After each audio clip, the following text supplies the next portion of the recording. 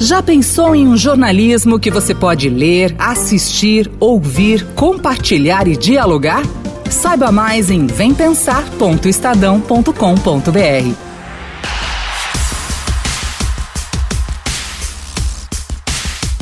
Eleitores de 57 cidades brasileiras irão às urnas neste domingo para decidir seus prefeitos no segundo turno. O número representa 60% do total de 95 municípios onde havia a possibilidade da eleição se estender.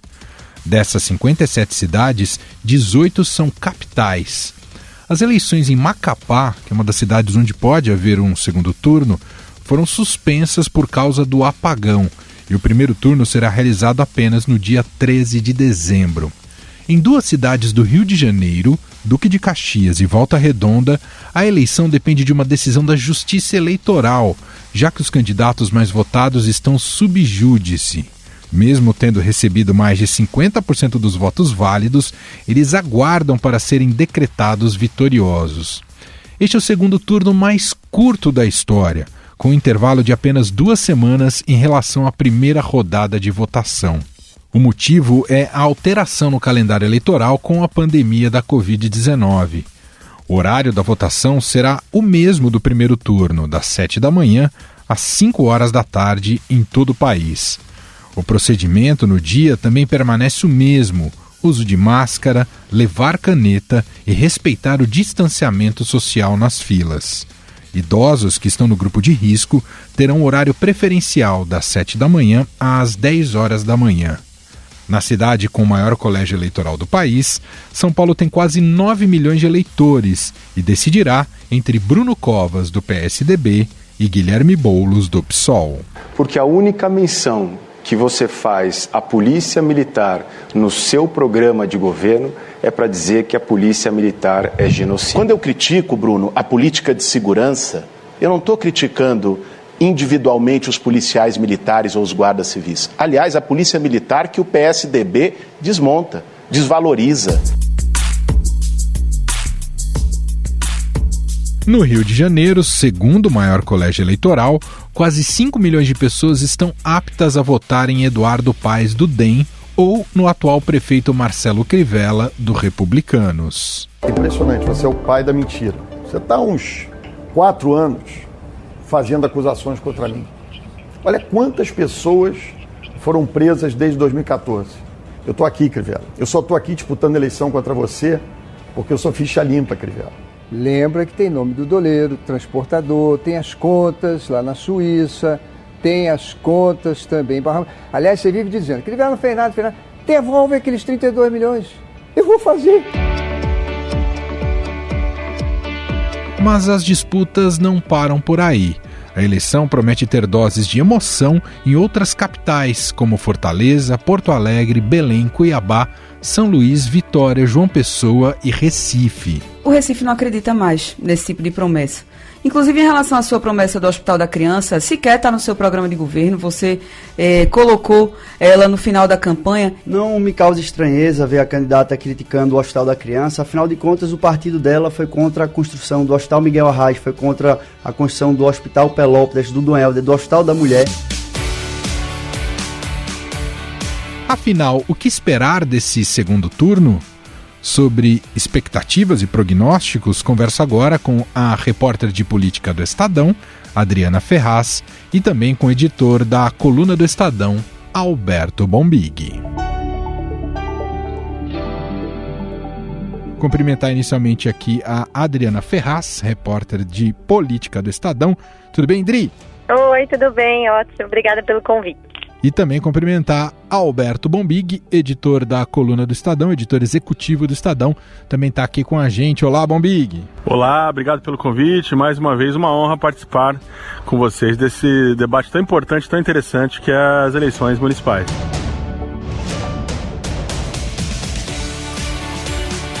Muito bem. E eu vou começar com um tema que está mais evidente na disputa em São Paulo, mas captar um pouco da análise de vocês de quanto estrategicamente um vice pode trazer problemas para uma candidatura, ou seja, a escolha da chapa na hora de disputar a eleição.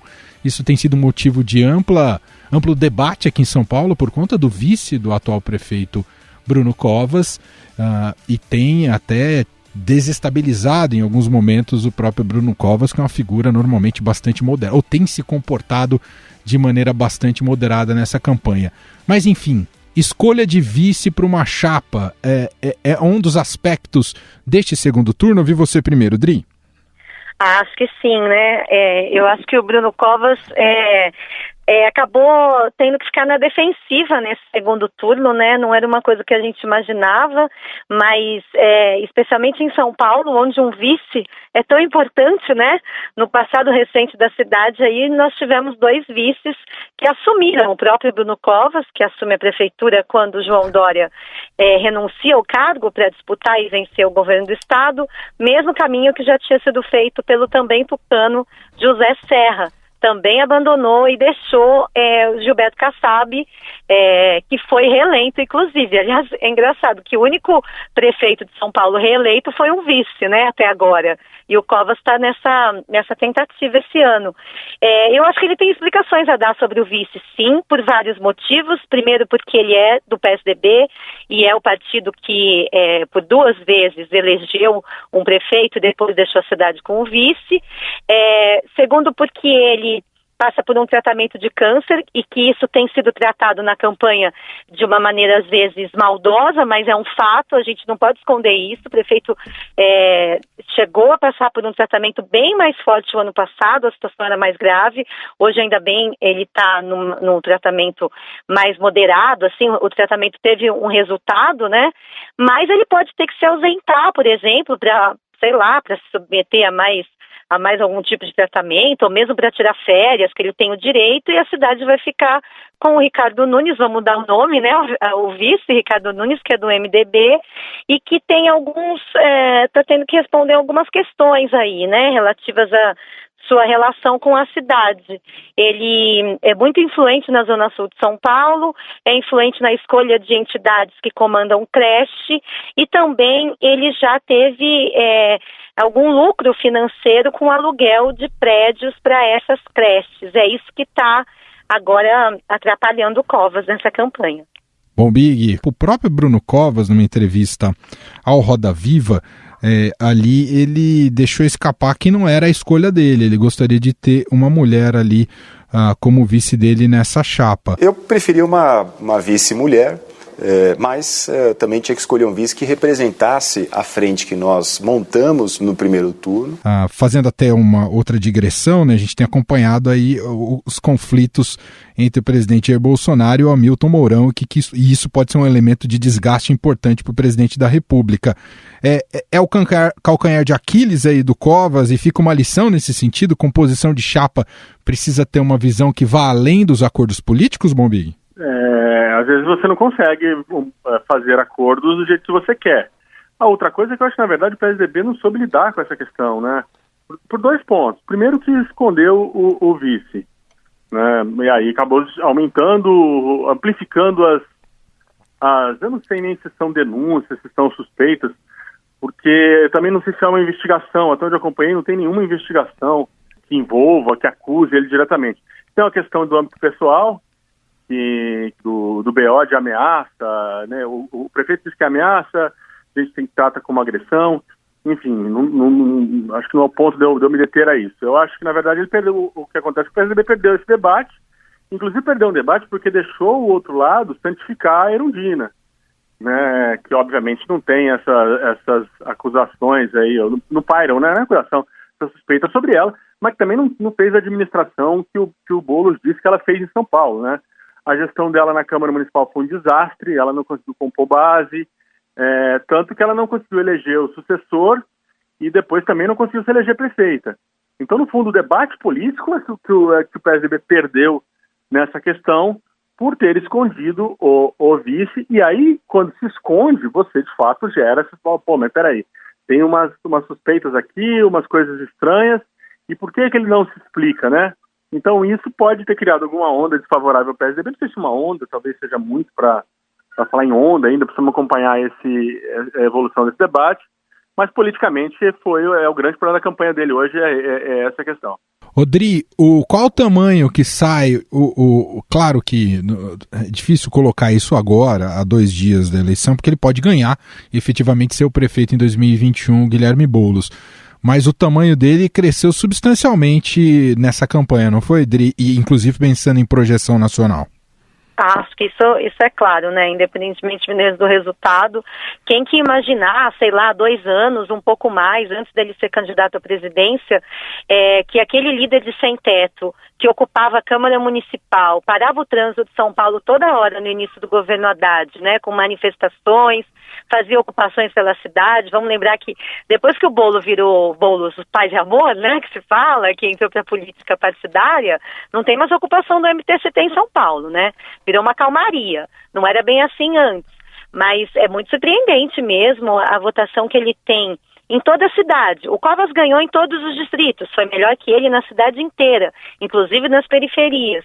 Mas o Boulos teve uma votação muito alta em regiões ricas, né, que tradicionalmente já tem uma elite aí mais progressista em São Paulo, que sempre foi de esquerda, mas que trocou esse ano, né? Além de tudo, houve uma troca, né, desses votos que iam para o PT em São Paulo e agora estão indo para o PSOL, que é um partido que muitos colocam mais à esquerda que o PT, que não tem mesmo muita experiência na administração pública, né, não tem prefeituras e nada perto de São Paulo, né, que não se compara a nenhuma outra no Brasil, e está indo muito bem mesmo, e por alguns motivos, né, ele fala muito bem, faz propostas que brilham os olhos das pessoas, né, propostas até difíceis de serem cumpridas, mas eu acho que ele está sabendo falar com o eleitor, né, eu acho que quando a gente compara o discurso dos dois, talvez o Boulos atinja mais as pessoas pela fala dele, pelo menos é o que eu percebo.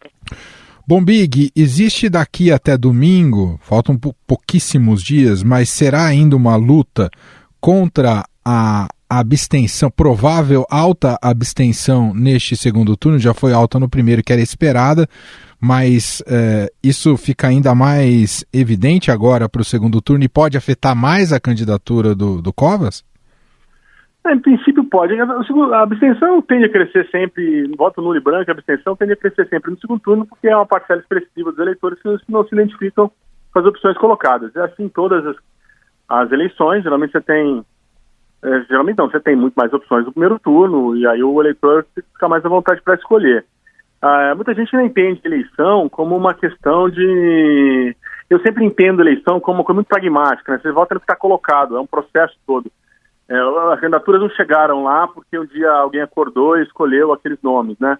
As pessoas se filiaram a um partido, elas militaram nesse partido, os partidos tiveram um processo interno deles de escolha, goste desse processo ou não, goste dos partidos ou não, os partidos escolheram esses candidatos e colocaram ele à disposição do eleitor.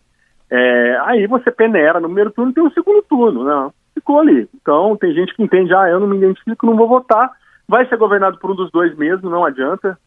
Né? Isso a gente já sabe.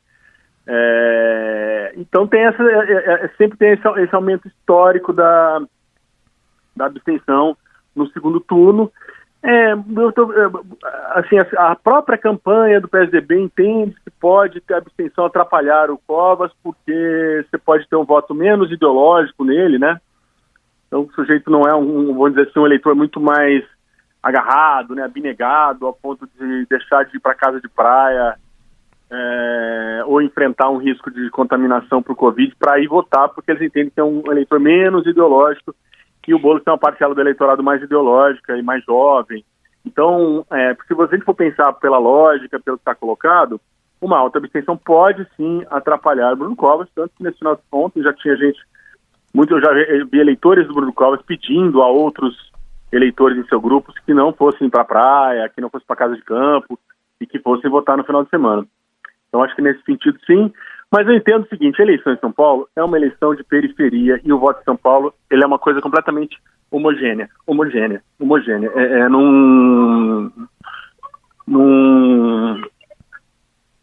Não dá pra gente mensurar como o voto paulistano, né? A gente tem que lembrar que a cidade de São Paulo já elegeu Maluf, já elegeu Marta, já elegeu Erundina, já elegeu Pita e já elegeu o PSDB. Então você não tem uma tendência a dizer assim, o voto do paulistano, São Paulo é mais ou menos assim.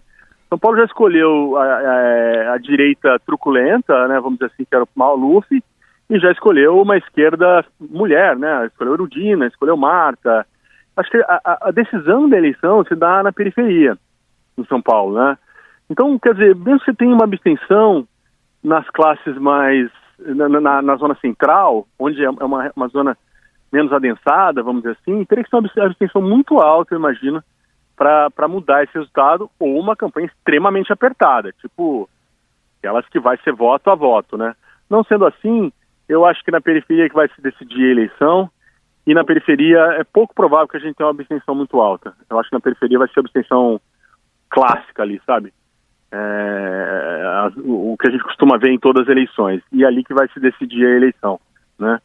E ninguém entende esse voto de periferia, viu? É uma coisa complicada, já vi muita cientista política, muita campanha, todo mundo já fez análises, e aí vamos ter aquelas manifestações indignadas na segunda-feira, por exemplo, só para concluir aqui meu raciocínio, me lembro que em 2016, em 2012, terminada a eleição, quando o Haddad ganhou do Serra no segundo turno, eu vi em muitos grupos assim, a periferia de São Paulo é muito progressista, ela é sensacional.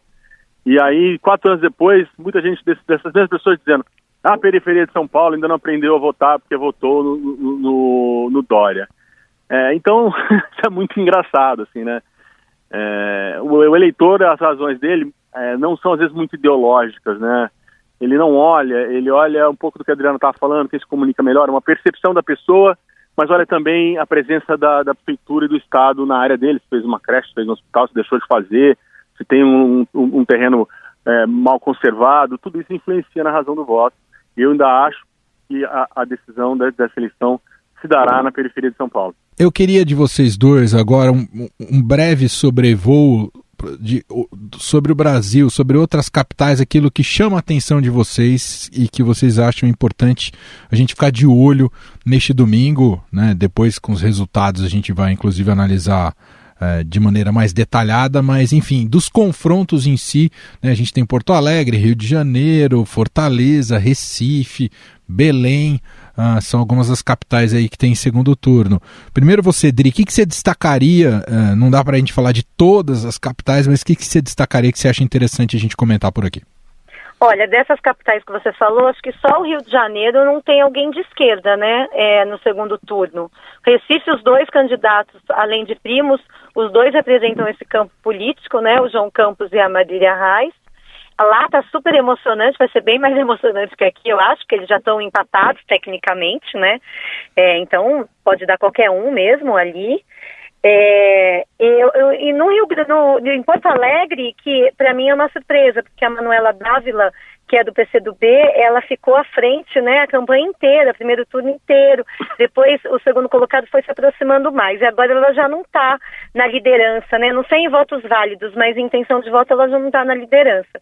Então, acho que ali, se a esquerda perder, vai ser uma decepção, né. Fortaleza também tem grandes chances, e o PSOL em Belém.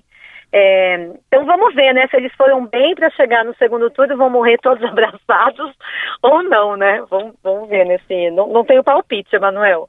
E você, Bombig, o que destacaria para além de São Paulo, Bombig? Eu acho que o destaque que eu faria é São Paulo no cenário nacional. A eleição de São Paulo é vital para o PSDB. Se o PSDB não ganhar a prefeitura de São Paulo, ele vai sair muito menor do que ele entrou nessa eleição em número de cabeça governada. Eles vão apresentar um monte de número de prefeitura, dizendo que eles crescerem em prefeituras, mas o que interessa é o tanto de gente que você governa, né? E aqui é a maior cidade do país. Então eu acho que a primeira coisa do cenário nacional é ficar de olho, independentemente da disputa Bolo-Covas, na questão dos partidos, é o tamanho que o PSDB sai. Ele precisa vencer São Paulo para se manter como um player muito forte para 2022. Esse é um ponto. Recife, obviamente, a disputa estava muito pró-Marília, ela vinha tendo uma performance muito melhor que a do Primo, mostrava mais segurança, tinha mais certeza das coisas, né, e o João Campos meio titubeante ali, e ela vinha crescendo. Mas as denúncias que apareceram de rachadinha no gabinete dela, ao que tudo indica, de uma forma avassaladora, pegaram o eleitor, porque foi em 3, 4 dias ele ultrapassou. Então, isso mostra uma volatilidade muito grande do eleitor. O eleitor, ao que parece, não está, do modo geral, os votos consolidados, e aí fica um alerta para todo mundo, né? Pode vir uma coisa de última hora e mudar, virar o vento, né? Como aconteceu no Recife. Eu acho que ela não está fora do páreo, mas a situação ali vai ser bem emocionante, né? Ela precisa interromper essa onda de pró-João Campos que virou aí nas últimas horas. Então é Recife, Porto Alegre, eu acho que a Adri já falou bem, outra eleição para a gente ficar de olho. E o Rio, né? O Rio, apesar do favoritismo do Paes, é sempre importante demais, porque uma vitória, confirmada a vitória do Paes do Rio de Janeiro, o DEM se fortalece sobremaneira para ser um player importantíssimo no cenário político nacional. Seja para 2022, seja para as eleições daqui 4 anos de novo municipais. O DEM, se confirmada a vitória do Paes, ele governará Salvador, Rio de Janeiro, já tem Curitiba, Florianópolis. Fica um partido muito forte, um partido que a vida toda durante muito tempo vem sendo linha auxiliar do PSDB. Ele ganha uma força ali importante nas negociações. Então eu ficaria de olho também no Rio de Janeiro. E aí outras, assim, mais no entorno aqui da capital de São Paulo, tem eleições que estão interessantes também que a gente precisa acompanhar. Guarulhos somente, né? Porque o que São Paulo representa, o que São Paulo capital representa o PSDB, eu diria que Guarulhos representa para o PT paulista. Verdade.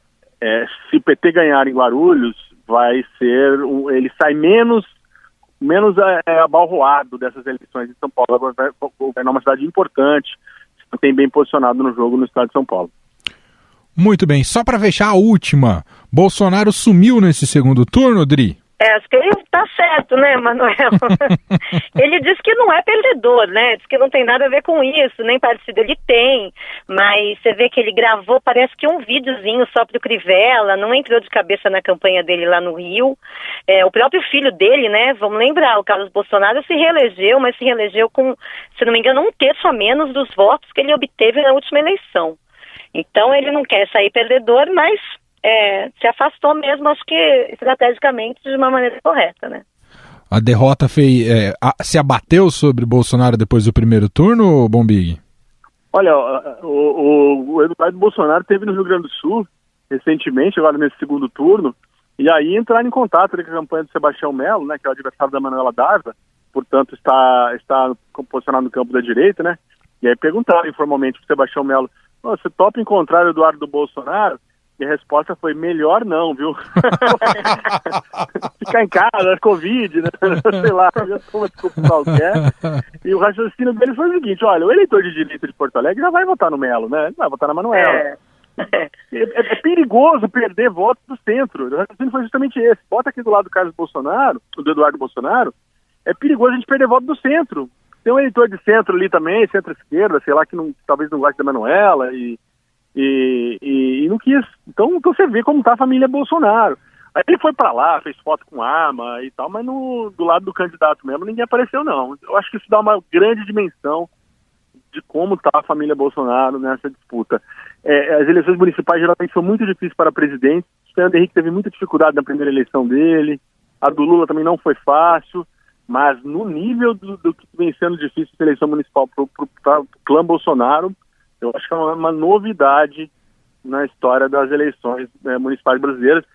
Talvez o Sarney, que estava com a popularidade de pé quando enfrentou eleições municipais, deve ter sido o mesmo. Tem até essa curiosidade.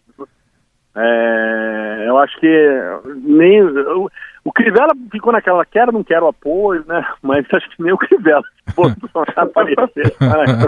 Eu tenho uma piada. Tem uma piada, não sei se vocês já ouviram, que o Bolsonaro tá quase igual ao Mick Jagger, sabe? Isso é boa. Pra quem ele torce, não dá certo. Ele torceu lá pro candidato da Argentina, perdeu, o Biden perdeu, então melhor não contar com a torcida dele, né? É verdade. A Adriana acaba de fazer a caricatura da coluna do Estadão da semana. Não, vamos. Quem estiver nos ouvindo, pode conferir lá, me cobrar. Mas é a caricatura de sábado ou do domingo, Bolsonaro e Mick Jagger. Já vamos acompanhar, com certeza. Te agradecer demais os dois aqui que estarão ultra debruçados daqui até domingo nesse segundo turno. Nessas disputas, não só São Paulo, mas pelo Brasil inteiro. Adriana Ferraz, repórter de política do Estadão. Obrigado, viu, Dri? Obrigada, um prazer. E Alberto Bombig, editor da coluna do Estadão. Um abraço e obrigado, Bombig. Obrigado, abração. Estadão Notícias. Estadão Notícias desta sexta-feira vai ficando por aqui. Contou com a apresentação minha, Emanuel Bonfim, produção de Gustavo Lopes e montagem de Moacir Biasi. Diretor de jornalismo do Grupo Estado é João Fábio Caminoto. O nosso e-mail podcast@estadão.com. Um abraço para você e até mais. Estadão Notícias.